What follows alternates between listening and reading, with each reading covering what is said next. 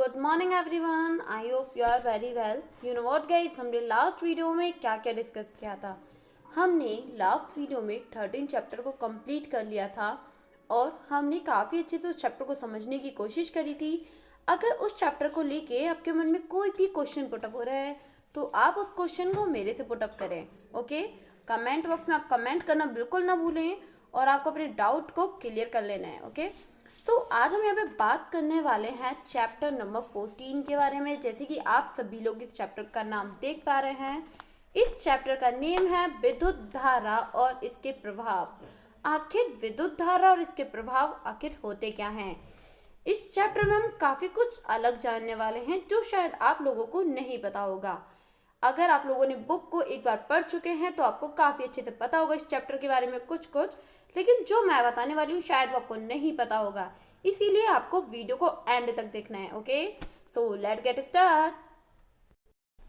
आपको पता है, पहले आज हम इस चैप्टर में ये जानने की कोशिश कर लेते हैं कि इस चैप्टर में हमें क्या क्या बातें बताई जाने वाली है। इससे क्या बेनिफिट होगा कि जो पॉइंट हम आगे पढ़ने वाले हैं तो वो आगे जाके रिमाइंड हो जाएंगे हमारे माइंड में। हम उसको एक बार देख लेंगे ना कि हम यहाँ पे विद्युत के बारे में पढ़ने वाले हैं, धारा के बारे में पढ़ने वाले हैं। अब जैसे ही आगे कोई टॉपिक आएगा विद्युत क्या है तो एक साथ रिमाइंड होगा, अरे हाँ मैंने बताया था विद्युत के बारे में, है ना। तो इस तरीके से हमें पहले काफ़ी अच्छे से जान लेना चाहिए कि इस चैप्टर में बताया क्या क्या जाने वाला है। सो आइए चलिए जानने की हम कोशिश करते हैं। तो गाइस, आपको इस चैप्टर में विद्युत से संबंधित बातों को यहाँ पे बताया जाने वाला है।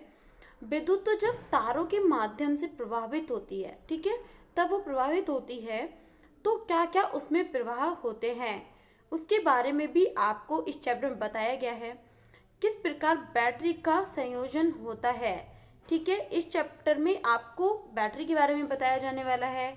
एक दूसरी बैटरी के साथ तारों का समायोजन कैसे होता है तो इस चैप्टर में आपको इसके बारे में बताया जाने वाला है। साथ ही आपको विद्युतीय घटक और जो विद्युतीय घंटी से जुड़े कुछ इम्पोर्टेंट पॉइंट आपको यहाँ पे बताए जाने वाले हैं। इसीलिए आपको इस वीडियो को एंड तक देखना है और काफ़ी अच्छे से यहाँ पे इसको समझने की कोशिश करनी है। पहले हम चैप्टर में, ये हमारा विद्युत आ रहा है, विद्युत। तो आखिर विद्युत का मतलब क्या होता है आपको पता है? नहीं पता होगा। आपको पता है, बुक पढ़ने से पहले मुझे भी नहीं पता था, लेकिन अब मैं आपको बताने वाली हूँ कि विद्युत का मतलब क्या होता है। आइए जानने की कोशिश करते हैं। तो गाइस, विद्युत एक एनर्जी का फॉर्म होता है और जिसे आप तारों के माध्यम से एक जगह से दूसरी जगह पर ले जाया जाता है। विद्युत वह एनर्जी है जिसके आधार पर, जिसकी सहायता से हम विभिन्न प्रकार की मशीनों को चला सकते हैं। लाइक स्विच के ऑन करने से पंखे का ऑन हो जाना, स्विच के ऑन करते ही बल्ब का दीप्तिमान होना, बल्ब का जल जाना, ठीक है। तो ये सारे काम जो हम कर रहे हैं ये विद्युत की वजह से ही हो रहा है। ये सभी काम विद्युत के आधार पर ही हो रहे हैं। तो विद्युत क्या हुआ? विद्युत एक एनर्जी है, ठीक है। ये यहाँ पे आपको काफ़ी अच्छे से समझ लेना है। अब क्योंकि एनर्जी प्रभावित हो रही है किसके माध्यम से? तारों के माध्यम से उस उपकरण तक, ठीक है। विद्युत एक ऊर्जा है और जैसे कि आपका वर्षा के समय आकाश से एक एनर्जी दिखाई देती है जिसको हम क्या बोलते हैं कि बिजली, ठीक है। बिजली कड़क रही है, ओके। तो क्या होता है कि वो जो आकाश से, तब वर्षा का टाइम हुआ, बहुत आंधी तूफान आते हैं और बिजली कड़कने लगती है।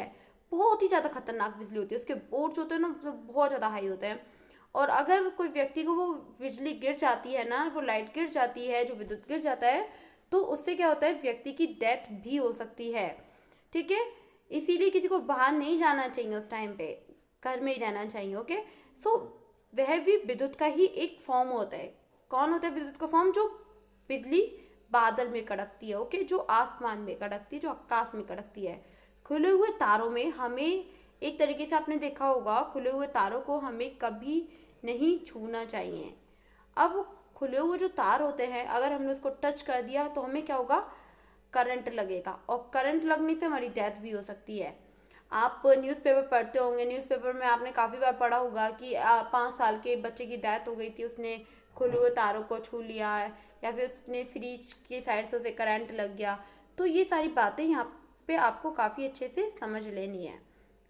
आई होप काफ़ी अच्छे से यहाँ पे आपको विद्युत के बारे में समझ आया होगा कि विद्युत क्या होता है। आइए अब इसके प्रभाव जानने की हम लोग कोशिश करते हैं। तो इसके प्रभाव क्या होते हैं? तो इसमें क्या होता है गाइस कि जब भी विद्युत के तारों तब क्या होता है कि जब भी विद्युत तारों के माध्यम से विद्युत प्रवाह होता है तो उसके आसपास चुंबकीय क्षेत्र की उत्पत्ति होती है। क्या होती है? चुंबकीय क्षेत्र की उत्पत्ति होती है। जैसे कि आप सभी लोग जानते हैं कि विद्युत धारा प्रभावित होने के लिए उसे ज़रूरत होती है, ठीक है, एक परिपथ की। विद्युत धारा के उत्पन्न होने में हम प्रयोग कर रहे हैं जैसे कि आपका बैटरी सेल के जो एनर्जी होती है, ठीक है, जो ऊर्जा, एनर्जी डेट मीन ऊर्जा जो प्रभावित हो रही है, किससे प्रभावित हो रही है? वो तारों के माध्यम से ऊर्जा प्रभावित हो रही है। तो ये यहाँ पे आपको काफ़ी अच्छे से समझ लेना है।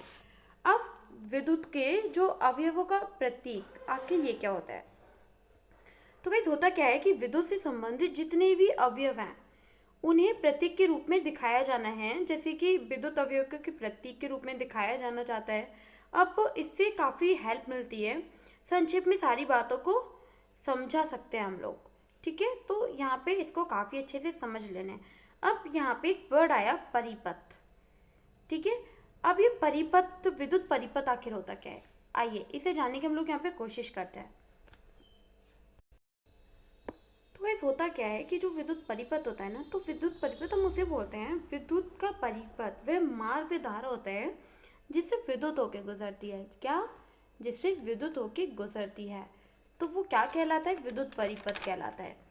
अब बैटरी क्या होता है? आपको पता है कि बैटरी क्या होता है? तो गाइस ये वो उपकरण है जिसमें ऊर्जा संचलित होती है, जिसे अगर किसी भी परिपथ के माध्यम से जोड़ दिया जाए तो विद्युत का प्रवाह होने लगेगा, ठीक है। तो ये यहाँ पे आपको काफ़ी अच्छे से समझ लेना है कि आखिर बैटरी होता क्या है। अगर बैटरी के एक परिपथ को दूसरे परिपथ के साथ जोड़ दिया जाए तो विद्युत का प्रवाह तेजी से होने लगता है, ठीक है। बैटरी में जो रखी गई ऊर्जा है ना वो बहने लगती है, और किससे होगा कि तो वो सारी बह जाएगी, बह जाने के बाद क्या होगा? वो ख़त्म हो जाएगी एक तरीके से, ठीक है, ख़त्म हो जाएगी। तो उसकी जो ऊर्जा है वो क्या होगी? वो डिस्ट्रॉय हो जाएगी और वो नष्ट हो जाएगी, ठीक है। तो ये यहाँ पे आपको काफ़ी अच्छे से इसको समझ लेना है, ठीक है। तब ऊर्जा ख़त्म हो जाएगी तो उसकी एनर्जी है वो सारी डिस्ट्रॉय हो जाएगी, तो उसको जो भी हम उसका यूज़ में ले रहे हैं तो उसका यूज़ नहीं कर पाएंगे हम लोग, ठीक है। तो ये यहाँ पे आपको काफ़ी अच्छे से समझ लेना है। सबसे पहला अवयव विद्युत का सेल, ठीक है। अब विद्युत का सेल जैसे कि आप सभी लोग यहाँ पे देख पा रहे हैं इसको, और साथ के साथ आप इसे समझने की कोशिश करें, काफ़ी इंपॉर्टेंट पॉइंट है यहाँ पे ये। तो होता क्या है कि जैसे कि सबसे पहला विभाग आपका क्या हो गया? विद्युत सेल। तो इसमें क्या हो रहा है कि बैटरीज, तो उसे हम प्रतीक के रूप में ऐसे प्रदर्शित करते हैं कि सेल में दो बिंदु होते हैं, एक पॉजिटिव और एक नेगेटिव होता है, ठीक है। क्या होता है? एक पॉजिटिव होता है, एक नेगेटिव होता है। अब किस तरीके से हम उसको प्रदर्शित करते हैं, आप इसका प्रतीक यहाँ पे देख पा रहे हैं, यहाँ पे थोड़ा फोकस करें। इस तरीके से ये प्रतीक हो गया, डैट मीन हम इसको इस तरीके से यहाँ पे प्रदर्शित कर रहा है। आपको एक एक पॉइंट पे काफ़ी अच्छे से फोकस करना है। और जैसे कि मैंने आपको बताया कि यहाँ पे एक पॉजिटिव पॉइंट होता है, यहाँ पे होता है आपका नेगेटिव पॉइंट, और हम इसको इस तरीके से यहाँ पे प्रदर्शित करते हैं। ये आपका बड़ा वाला जो है ये आपका पॉजिटिव एंड आपका छोटा वाला नेगेटिव पॉइंट कहलाता है, ठीक है। अभी मैं आपको समझाती हूँ इसके बारे में। ये ठीक है, बड़ा वाला, इसको देखें यहाँ पे, ये जो आपका बड़ा वाला चिन्ह है ना ये आपका पॉजिटिव है, और ये जो आपका छोटा वाला है, ठीक है, छोटा वाला आपका नेगेटिव पॉइंट है, ठीक है। तो ये यहाँ पे आपको काफ़ी अच्छे से समझ लेना है। अब आपका आता है सेकंड वाला। सेकंड वाला क्या है? सेकंड वाला है यहाँ पे आपका विद्युत बल्ब। अब विद्युत बल्ब को कैसे दर्शाया जाता है, कैसे इसको प्रदर्शित किया जाता है? विद्युत बल्ब को आप इस तरीके से प्रदर्शित करते हैं, जैसे कि आप यहाँ पे देख पा रहे हैं, अंदर छोटा सा दिल है, देन सर्कल है, और साइड में ये आप किस तरीके से लाइनिंग सी खिंची हुई है, ठीक है। तो यहाँ पे आप इसको इस तरीके से प्रदर्शित कर रहे हैं। अब ये आपको यहाँ पे काफ़ी अच्छे से समझ लेना है। देन आपका आता है स्विच ऑन स्थिति में। अब स्विच ऑन स्थिति में क्या होता है कि आप देखेंगे ये दो बिंदु हैं जिसे दो तार जुड़ रहे हैं, ठीक है। क्या हो रहा है? जिससे दो तार जुड़े रहते हैं। ये स्विच क्या होता है कि एक तरीके से सेफ्टी पिन, आप यहाँ पे देख पा रहे हैं कि ये जो आप इसको डायग्राम को देखने की कोशिश करें, ये बीच में आपका सेफ्टी पिन है, ठीक है। आप सेफ्टी पिन इसको काफ़ी अच्छे से इसको समझ पा रहे होंगे आप सभी लोगों को। तो यहाँ पे क्या है कि सेफ्टी पिन के अकॉर्डिंग स्विच ऑन प्रतीक हो रहा है, जैसे कि आप सभी लोग यहाँ पे देख पा रहे हैं इसको किस तरीके से यहाँ पे इसको प्रदर्शित किया जा रहा है, ठीक है। तो इस तरीके से आपका इस तरीके से इसको प्रदर्शित किया जा रहा है। आप इसे यहाँ पे देखने की कोशिश करें, साथ के साथ आप इसे समझने की भी कोशिश करें किसको कैसे प्रदर्शित किया जाता है। अगर आपके सामने कोई भी एक तरीके से बना दिया जाए कि कोई भी एक तरीके से कुछ भी बना दिया जाए तो आपसे पूछा जाएगा कि ये क्या है, ठीक है, ये चिन्ह किसका है, ये किसको किस तरीके से ये प्रदर्शित किया जा रहा है। तो यहाँ पे आपको क्या आंसर देना है, विद्युत बल्ब, ठीक है। ये आपका विद्युत बल्ब को यहाँ पे दर्शा रहा है। यहाँ पे आपको काफ़ी अच्छे से इसको समझने की कोशिश करनी है। अब आपका आता है बैटरी। अब बैटरी में क्या होता है कि दो सेल जुड़े हैं, ठीक है, दो सेल जुड़ के बनते हैं एक बैटरी, जहाँ पर पॉजिटिव और नेगेटिव, ठीक है, जहाँ पे क्या होता है एक पॉजिटिव और नेगेटिव का कॉम्बिनेशन है। अब क्या होता है कि बड़ी लाइन पॉजिटिव को बताती है और जो छोटा वाला है वो नेगेटिव को बताता है, नेगेटिव को, और जो आपका दूसरा है वो पॉजिटिव फिर आपका नेगेटिव। काफ़ी आसानी से आपको काफ़ी आसानी से बनाया जा रहा है कि आपका बड़ा वाला क्या हुआ, बड़ी लाइन आपकी पॉजिटिव हो गई और सेकंड लाइन आपकी क्या हो गया, सेकंड लाइन आपकी नेगेटिव हो गई। तो यहाँ पे इसको काफ़ी अच्छे से समझ लेना है। अब आपका आता है संयोजी तार। अब ये क्या होता है संयोजी तार, देखिए बहुत ईजी है। अब यहाँ पे देख पा रहे हैं इसको बिल्कुल सीधी अवस्था में बनाया जाएगा। अब यहाँ पे क्या हो रहा है, इसको बिल्कुल सीधी अवस्था, इसको किस तरीके से दर्शाया जा रहा है, बिल्कुल ये सीधी अवस्था में इसको बनाया गया है, बिल्कुल सीधी अवस्था में। कि यहाँ पे आपको काफ़ी अच्छे से समझ लेना है।